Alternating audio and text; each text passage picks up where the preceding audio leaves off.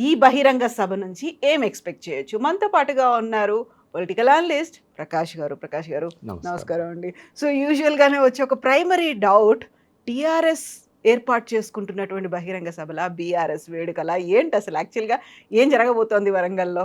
ఇప్పుడు మీ పేరు కవిత. మీరు ఈ పేరు వద్దనుకొని ఒక గెజెట్ పబ్లికేషన్ ద్వారా హ్మ్. ఇంకొక పేరు పెట్టుకుంటారు. హ్మ్. మనిషి అయితే మీరే గదా! నేనే ఉంటా. పేరు మారినంత మాత్రాన మీ బర్త్‌డే మారుతదా? లేకుంటే మీ బర్త్‌డే సంబరాలు మార్చుకుంటారా? హ్మ్. అసాధ్యం గాదు గదా! హ్మ్. కాబట్టి టీఆర్ఎస్ గూడా అంతే. హ్మ్. ఓకే. టీఆర్ఎస్ అనేది ఒక పార్టీ. ఆ పార్టీ పేరు మార్చుకున్నంత మాత్రాన ఆవిర్భావ దినం మారదు. దాని వయస్సు మారదు. హ్మ్. కాబట్టి ఇంకో బర్త్‌డే ఉండదు దానికి. కాకపోతే దిశానిర్దేశం అనేది ఉంటుంది. ఏ గమ్యంకు వెళ్ళాలి, ఏ లక్ష్యంతో పనిచేయాలదని. ఇప్పుడు ఉద్యమ పార్టీ, రాజకీయ పార్టీ, ఆ తర్వాత జాతీయ పార్టీ. ఇప్పుడు ఏంటి అనేది ఒక క్వెషన్ మార్క్ అక్కడ కనిపిస్తోంది కదా! ప్రస్థానంలో ఈ మజిలీని ఎట్లా చూస్తారు మీరు? అంటే ఉద్యమ పార్టీగా మొదలయ్యి తెలంగాణ రాష్ట్ర సమితి పేరుతో స్టార్ట్ అయ్యి భారత రాష్ట్ర సమితిగా ఎదిగిందది. అయితే ఎదుగుదలలో కొన్ని డిఫెక్ట్స్ వచ్చాయి. హ్మ్. Manufacturing defects. భారత రాష్ట్ర సమితిగా పేరు ఆ రోజుల్లో ఉన్న పరిస్థితుల్లో దేశవ్యాప్తంగా మనం విస్తరించాలి.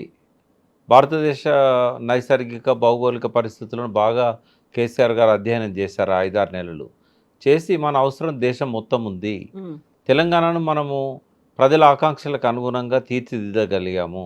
ఒక 3 సంవత్సరాల ముందు నుంచే ఆయనే రెండవ టర్మ్ స్టార్ట్ అయిన తర్వాత తన పథకాల వల్ల వచ్చే ఫలితాలను పెద్ద ఎత్తున అన్ని భాషలలో మహారాష్ట్రలో మరాఠీ భాషలో, బెంగాలీ భాషలో కలకట్టాలో ఇట్లా ప్రతి దగ్గర కూడా హ్మ్. హిందీలో నార్త్ ఇండియన్, పంజాబీలో ఇట్లా అన్ని భాషలల్లో ఫ్రంట్ పేజీలలో యాడ్స్ వచ్చాయి. యాడ్స్ వచ్చాయి. హ్మ్. గవర్నమెంట్ తరఫున డిఐపిఆర్ తరఫున. ఆయన ఏమనుకున్నాడంటే, నా గురించి దేశమంతా కూడా పాజిటివ్ టాక్ ఉంది.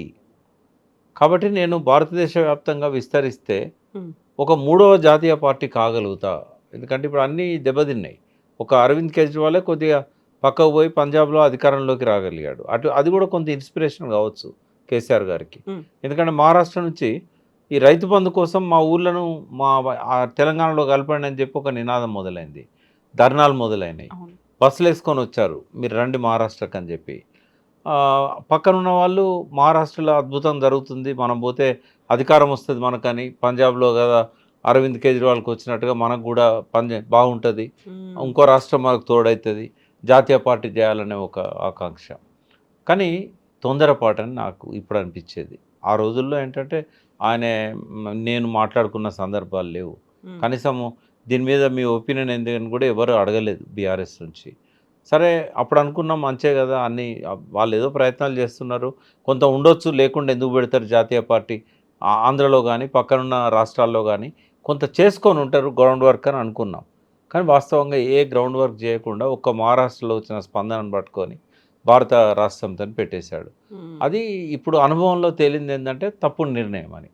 ఆ తర్వాత ఎలక్షన్స్ రిజల్ట్స్ వచ్చిన తర్వాత ఒక్కసారి కూడా ఇటు అస్సాం కావచ్చు, ఆంధ్రప్రదేశ్ కావచ్చు, మీరన్నట్టుగా మహారాష్ట్ర ఎక్కడి నుంచి కూడా అక్కడ ప్రతినిధులు అక్కడ ఉన్నటువంటి అధ్యక్షులు వచ్చి మాట్లాడలేదు. ఈయన కూడా వెళ్లి వాళ్ళని కలవలేదు కదా! అంటే వాళ్ళు ఎన్నో సార్లు ఫోన్‌లు చేశారని చెప్పారు. నేను గూడా మహారాష్ట్రలో ఉన్న ఈ బీఆర్ఎస్ టీమ్ లీడర్‌లతోని సంబంధం ఉండే నాకు. ఎందుకంటే అప్పుడు మీటింగ్స్ పెట్టినప్పుడు నేను పోయినాను పరిశీలించుదామని. హ్మ్. తర్వాత నేను జాతీయ ఈ నదుల మీద నేను అధ్యక్షునిగా ఉన్నా కాబట్టి ఫ్రీక్వెంట్‌గా నేను మహారాష్ట్ర అన్ని రాష్ట్రాలు తిరుగుతా ఉంటా. అయితే వాళ్ళు నాకు ఫోన్‌లు చేసి కంప్లెయింట్ చేశారు. హ్మ్. సార్ ఎలక్షన్ రిజల్ట్స్ వచ్చి ఓడిపోయిన తర్వాత మా ఫోన్‌లు ఎవరు ఎత్తట్లేదు. మరి మేము ఉండాలనా? మేము పోవాలనా? మాకు హ్మ్. కనీసం ఒక డైరెక్షన్ కూడా ఇస్తలేరు. అది పెద్ద తప్పమ్మా. ఇప్పుడు భారత రాష్ట్ర సమితిగా కొనసాగాలనుకుంటే, వాళ్ళకు ఇక్కడ ఓడిపోయిన మరుక్షణం హ్మ్. మహారాష్ట్ర పోయి కూర్చోవాల్సుండే. అక్కడ ఎలక్షన్‌లకు సన్నద్ధం చేయాల్సుండే. అవును. టికెట్లు ఇవ్వాల్సుండే. చాలామంది నమ్మి వచ్చారు గదా! అదేం చేయకపోగా వాళ్ళకో డైరెక్షన్ ఇయ్యకపోతే, మొత్తం అందరూ మళ్ళా వేరు వేరు పార్టీలలో పోయిన్లు, పోటీలు చేశారు. కొందరికి డిపాజిట్లు వచ్చినాయి. కొందరికి రాలేదు. సో, ఎటు కాకుండా అనాథలైపోయారు వాళ్ళు. అది అది ఆ రకమైన ప్రవర్తన అది ఉంది టీఆర్ఎస్‌లో మొదటి హ్మ్. నుంచి కూడా. మహారాష్ట్రలో నాకు గుర్తున్నంత వరకు స్థానిక సంస్థల ఎన్నికల్లో పార్టిసిపేట్ చేశారు. ఒక గ్రామానికి సర్పంచ్ కూడా టీఆర్ఎస్ తరఫున వచ్చారు అనేది అప్పుడు చాలా ఘనంగా చెప్పుకున్నారు. అదొక వార్త. కానీ మంచి పునాది పడ్డదమ్మా. హ్మ్. కేసీఆర్ గారు మామూలుగా చేయలే. ఇటు సాంగ్లీకి పోయాడు, అటు ఔరంగాబాద్ పోయాడు, నాందేడు, అవును. ఇటు పక్కన మళ్ళా నాగపూర్ పోయాడు. అంటే ఆడ కొన్నారు గదా! ఆఫీసులు కొన్నారు. అవును. ఆ! అయితే కంటిన్యూ చేయాల్సి ఉండే. అవును. కనీసం మహారాష్ట్ర వరకైనా వీళ్ళని మళ్ళీ నిలబెట్టి వాళ్ళకి కొంత ఫండింగ్ ఇచ్చి అధికారికంగానే నిలబెట్టుకోవాల్సి ఉండే. బహుశా ఎప్పుడైతే ఆ ఓటమి వచ్చిందో, జనరల్‌గా ఓటమి వచ్చిన తర్వాత సమీక్ష చేయడం అనేది కేసీఆర్‌లో ఉండదు. ఆయన ఆలోచనలలో అది ఉండదు.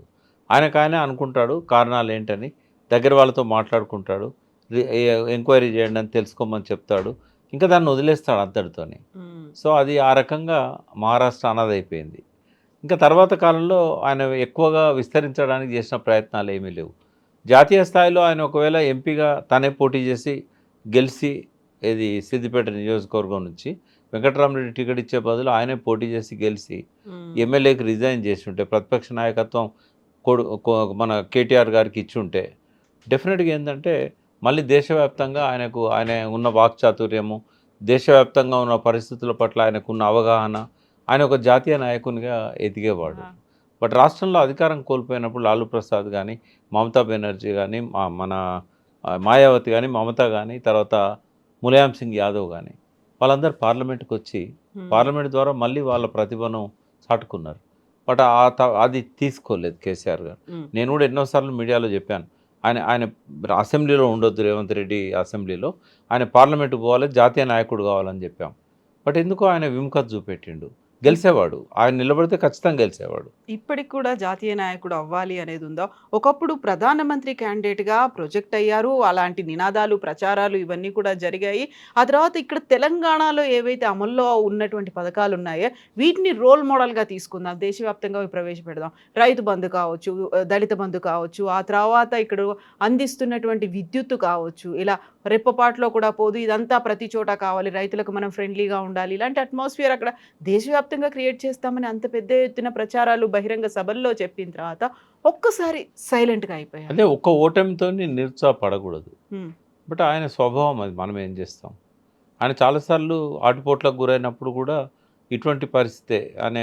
తెలంగాణలో 2008లో ఉప ఎన్నికల్లో 9 మంది ఎమ్మెల్యేలు, 2 ఎంపీలు ఓడిపోగానే అధ్యక్ష పదవికి రాజీనామా చేశాడు. హ్మ్. 2, 3 రోజులు పట్టింది మళ్ళీ ఆయనను జే బుజ్జగించి, జే సముదాయించి. జయశంకర్ లాంటి వాళ్ళు, హరీష్, కేటీఆర్ వీళ్ళంతా ఇంకెవరికిచ్చినా మళ్ళీ ఇది నడవదు, తెలంగాణ రాదు, హ్మ్. మీరే ఉండాలి అని మాలాంటి వాళ్ళని కూడా అప్పీల్ చేశాం. బట్ ఆయన లోపల అది ఉంది కొంచెం. ఆ రకమైన ఆలోచనలు వస్తుంటాయి ఆయనకు. ఇంకా మళ్ళీ నాకు తెలిసి ఇవాళ మనం మాట్లాడుకుంటే గనుక జాతీయ స్థాయిలో ఆయన నాయకత్వం అవసరం అనే దానిలో నాకు ఎటువంటి సందేహం లేదు. హ్మ్. సమకాలీన భారతదేశ రాజకీయాల్లో ప్రజల పట్ల ప్రేమ కావచ్చు, సమస్యల పట్ల ఒక అవగాహన కావచ్చు, పరిష్కార మార్గాల పట్ల ఒక దృష్టి కావచ్చు, ఆయనకున్నట్టు ఎవ్వరికీ లేదు. మోడీకి లేదు, రాహుల్ గాంధీకి లేదు, ఇంకెవరికీ లేదు. ఆయన అవసరం చాలా ఉందనే సరే భారత రాష్ట్ర సమితి పెడుతున్నాడని సంతోషంగా అందరం కూడా దాన్ని సమర్థించినాం. అది కొనసాగించే పరిస్థితి ఆయనకు కనబడలేదు. హ్మ్. ఇప్పుడు వెనక్కి తగ్గారు. కనీసం జాతీయ స్థాయిలో గొంతన్న వినిపించాలి. హ్మ్. ఇప్పుడు ఏం చేస్తారు ఇప్పుడు? ఇప్పుడు ఎంపీలు కూడా లేరు. ఉన్నటువంటి రాజ్యసభలో ముగ్గురు, నలుగురు ఉన్నారు. అంతకు మించి అక్కడ వాయిస్ అనేది వినిపిస్తుందా? మీరు చెప్పినట్టుగా డిఫరెంట్ రాష్ట్రాల్లో ప్రాంతీయ పార్టీలున్నారు. వాటికి అధ్యక్షులున్నారు. చాలా బలంగా వాయిస్ వినిపిస్తున్నారు. పోరాడుతున్నారు. టీఆర్ఎస్ జాతీయ స్థాయిలో పోరాటం చేస్తుందా అంటే? జాతీయ స్థాయిలో పోరాటం చేయడానికి లోక్‌సభలో ఎవరు లేరు. లోక్‌సభ వాయిసే ప్రధానంగా వస్తది మనకు. హ్మ్. అవును. ఆ! రాజ్యసభలో ఉన్నారు. వాళ్ళు మాట్లాడుతున్నారు. సమస్యల మీద మాట్లాడుతున్నారు. వాళ్ళకి అవకాశం కూడా ఇస్తున్నారు. నిన్న చూడండి మీరు, ఒక్క ఎమ్మెల్యే ఉన్న మజ్లిస్ అతన్నేమో అఖిలపక్షాన్ని పిలిచారు. హ్మ్. నలుగురు రాజ్యసభ మెంబర్స్ ఉన్న టీఆర్ఎస్‌ని పిలవలేదు. హ్మ్. జనరల్‌గా అఖిలపక్షం పిలిచినప్పుడు ఒక మినిమమ్. ఐదుగురు ఉన్న పార్టీకి అవకాశం ఇస్తారు. నలుగురు ఉన్నారు గదా!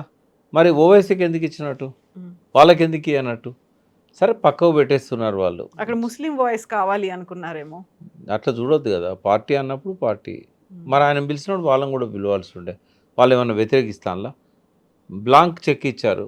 మోడీ గారు తీసుకునే ఏ చర్యనైనా మేము సమర్థిస్తాం. హ్మ్. అఖిలపక్షంలో నిర్ణయమయ్యే ఏ అంశాన్నైనా మేము సమర్థిస్తామని చెప్పారు. హ్మ్. అంటే పిలవాల్సి ఉండే మర్యాద కోసం. కొన్ని రూల్స్ అప్పుడప్పుడు ఎట్లయితే ఓవైసీ కోసం ఎగ్జామ్ట్ చేశారో, బీఆర్ఎస్ కోసం కూడా చేయాల్సి ఉండే. ఇప్పటికైనా అమ్మా, రేపు రాజ్యసభకి ఏమన్నా ఇప్పుడు సురేష్ రెడ్డి గారిది అయిపోతున్నది. హ్మ్. అట్లాంటి అవకాశం వచ్చినప్పుడు కేసీఆర్ గారు ఖచ్చితంగా రాజ్యసభ ద్వారానైనా జాతీయ స్థాయికి వెళ్ళాలి. ఈ రోజు తిట్లు తినుకుంటా రేవంత్ రెడ్డి అసెంబ్లీలో ఉండాల్సిన అవసరం లేదు కేసీఆర్ గారికి. ఇప్పుడు అలాంటి అనౌన్స్‌మెంట్ కానీ కనీసం అలాంటి ఆలోచన ఏదైనా చేస్తున్నారా? నేను మళ్ళీ జాతీయ రాజకీయాల్లోకి వెళ్ళాలి, ఢిల్లీకి ఆయనే వెళ్ళాలి. కాదు, ఎందుకో చక్రం తిప్పకపోయినా పర్లేదు. అందరిని వాయిస్ ఏకం ఉండాలి చేయకపోతే కదా, ఆ! వాయిస్ ఉండాలి కదా. అటువంటిదేం కనబడతలేదు. మెదక్లోనే ఆయనే, మన సిద్దిపేట నుంచే వెంకటరామరెడ్డి బదులు ఆయనే ఉంటే కనుక అవకాశం వచ్చేది. హ్మ్. ఇప్పటికైనా రాజ్యసభ పోవడం మంచిదని నాలాంటి వాడి అభిప్రాయం. రెండవది, ఇప్పుడు సభలో చాలామంది చాలా ఎక్స్పెక్ట్ చేస్తున్నారు. అయితే టీఆర్ఎస్‌కు కలిగే ప్రయోజనం ఏంది అనే దాని మీద మాట్లాడదాం. సరే, నేనైతే టీఆర్ఎస్ అనే చెప్తుంటా. అది బీఆర్ఎస్ అయినా కూడా ఎప్పుడు కూడా మీ నాకు మీరు ఆ వ్యవస్థాపక దాంట్లో మెంబర్‌గా ఉన్నారు. బీఆర్ఎస్ దాంట్లో మీ ప్రాతినిధ్యం లేదు. పెద్దగా లేదు జీరో, కాబట్టి. జీరో. అయితే టీఆర్ఎస్, బీఆర్ఎస్ అయినా ఇవాళ ఈ సభ వాళ్ళకి చాలా అవసరం. హ్మ్. ఎందుకు అవసరము అనంటే, పార్లమెంట్ ఎలక్షన్‌లో 0 అయింది. ఓట్ల శాతం కూడా 15కు పడిపోయింది. పర్ఫార్మెన్స్ కూడా బాలేదస్సలు. హ్మ్. కాబట్టి పార్టీ లేదిగా, కేసీఆర్‌దేం నడవదు, రేవంత్ రెడ్డి అన్నట్టుగా ఇంకా తుడిచిపెడతాను, అడుగుజాడలు దులిపేస్తాను, అసలు కేసీఆర్ అనేవాడికి ఇంకా భవిష్యత్తు లేదు, హ్మ్. ఇట్లాంటి మాటలు చాలా విన్నాం మనం. బట్ అది తప్పు అనేది ఈ సమాజానికి ఒక సందేశం ఈ సభ హ్మ్. ద్వారా ఇవ్వబోతున్నారు. ఒకటి, జనప్రదర్శన. నేను ఖచ్చితంగా నమ్ముతున్నా, గతంలో పెద్ద బహిరంగ సభలన్నీ నేను చూశాను హ్మ్. 25 సంవత్సరాల్లో. అన్నిటికంటే ఇది గొప్పగా ఉంటుందని నేను నమ్ముతున్నా. ఆ ఏర్పాట్లు కూడా అట్లాగే ఉన్నాయి.